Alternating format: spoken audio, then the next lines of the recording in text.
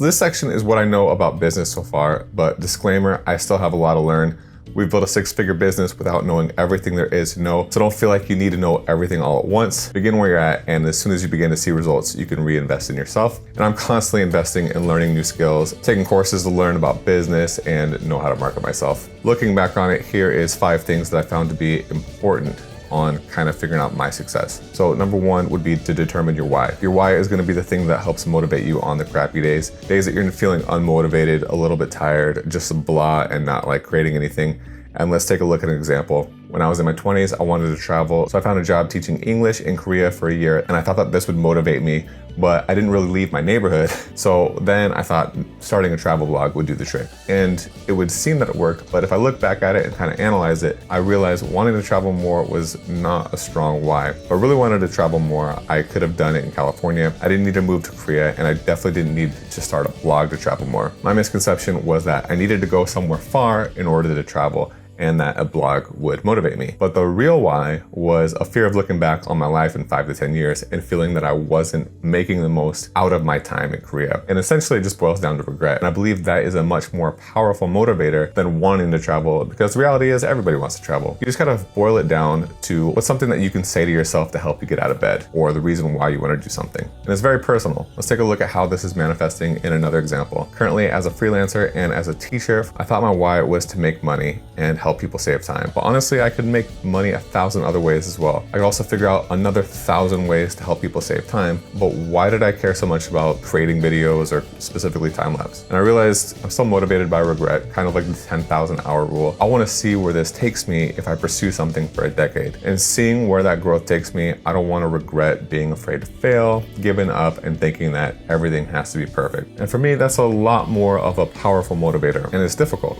but I really encourage you to dig deep and try to figure out what makes you tick, what's your why, what motivates you. It'll be the thing that's gonna help you out on those tough days. Step number 2 is create goals and deadlines. One of the things that I feel was so important early on in my career was my habit of creating goals and goals with deadlines. And without deadlines, you just run the risk of waiting for that perfect time, which is something that I still struggle with to this day. But in writing these scripts and making this video, I realized that the times that I learned and grew the most was when I had deadlines. So when I made my first video, I only had 13 weeks left in Korea. I basically had a 13-week deadline to learn how to use a camera and shoot a project, because that's all I had. And looking back at it, it was probably the biggest blessing in disguise. I've literally never had another deadline like that, because I physically just couldn't be there. And I definitely need to get back to that, because I can now see how big of a motivator it was. And each week I gave myself a goal of shooting in a different location or an area and figuring out how to connect each shot, and then broke it down in bite-sized chunks, and that made it manageable. I recommend starting where you live. And again, if I can do that in 13 weeks without knowing how to use a camera or any editing programs, you definitely can. Just follow the steps in the course and ask me any questions when they arise. And if you want to run your project or your ideas by me,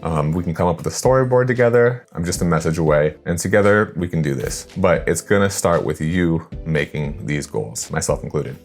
Tip number 3 is going to be to invest in yourself, and this does not mean spend more money on gear. More gear won't make you better, and it won't put money in your pocket in the short term. In fact, I think it's the opposite. By being limited to just one lens, one camera, and one tripod, it forced me to creatively problem solve and come up with a lot of solutions to get the results that I wanted. And at the end of the day, a videographer solves problems with a camera. Just remember that. But what I really mean is investing in your growth, whether that is learning a new skill, storytelling, or working on your business. For example, as our business has started to grow, I've realized how little I understand about business and marketing myself as a videographer. My first step was to join a course called Full-Time Filmmaker that cost me, I think, $500 or $600 to join. And while I was looking for more business guidance than it offered at the time, it still gave me a community where I could ask questions and get actionable advice. And since my background was only in time-lapse, the course allowed me to improve my videography skills and grow my network, because I continued to work on the fundamentals outside of time-lapse and learn from the community. And eventually we got asked to do different types of videos, and we slowly kept charging more and doing less work, resulting in saving time and making more money. And this is the kind of growth that you want. The gear will come as a byproduct of that growth. And while my own network has been great in getting me started, taking that next step in my growth was, and to this day still is, really difficult. So I've invested in a course called Video Business Mastery, which is a course specifically about how to generate leads as a videographer and building and establishing your own personal brand as a video business. And I'm excited about it because it even has examples specifically for time-lapsers like me. And while I still have a lot of work to do in the course, I can learn from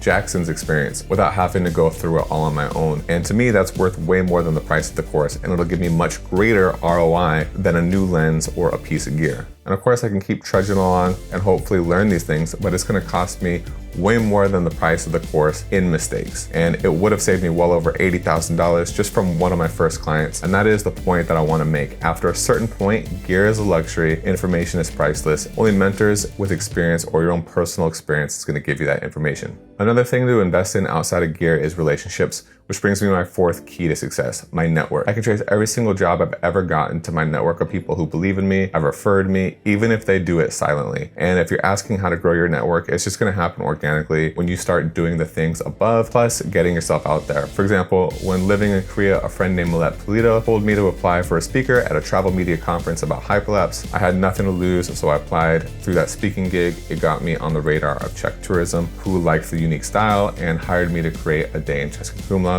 which I of course shared to my network on Facebook. My brother's fiance recommended me for a project her company was working on, and that led to two $20,000 projects, all from work shot on a Canon 60D and a single Tamron 16-300 lens. Everyone was happy with the work, and I just reinvested that money to upgrade my gear for those shoots. And this story repeats itself with just about every single job I've gotten, from big name clients like Kiehl's and Kleinfeld and destinations like Visit Budapest. Since realizing the importance of our network, we've saved money and based our vacation around conferences and opportunities to meet other people. The big takeaway is it doesn't happen overnight. This is a snowball that you're building simultaneously while working on your craft. The more you create, make, and share it with others, the better your chances. But you also have to be professional, kind, and supportive on social networks, as no one wants to hire someone difficult to work with. And if you don't believe you have a network, trust me, you do in your friends, your family, your social media accounts, and you can always begin by going to networking events or conferences. My fifth and last key to success is mindset. And this is gonna be the toughest part, and it's something that you're gonna be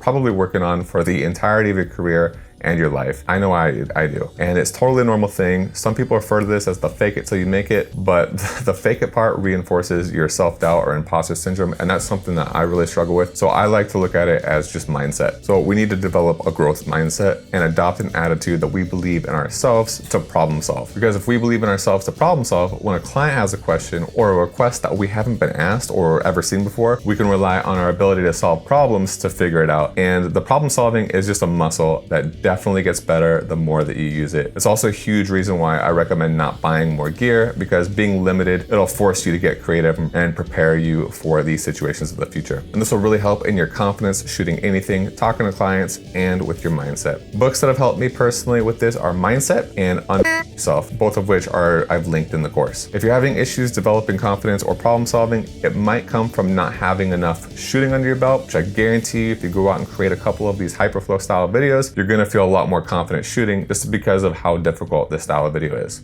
And in my experience, confidence comes from repetition and knowing how to problem solve. So get started and try again. So those are the 5 things that I can attribute to my success so far and what has helped me reach this point in my career without a formal education, but I know that there's still a lot of stuff I need to learn. And I continue to try to grow by investing in mentors who can help me grow in places that I need it, as well as continue trying to learn new skills and networking. For example, 2 of the biggest things I want to improve are my storytelling and my color on my videos, and hopefully that's something that I can improve. All right, well, that's it for this video.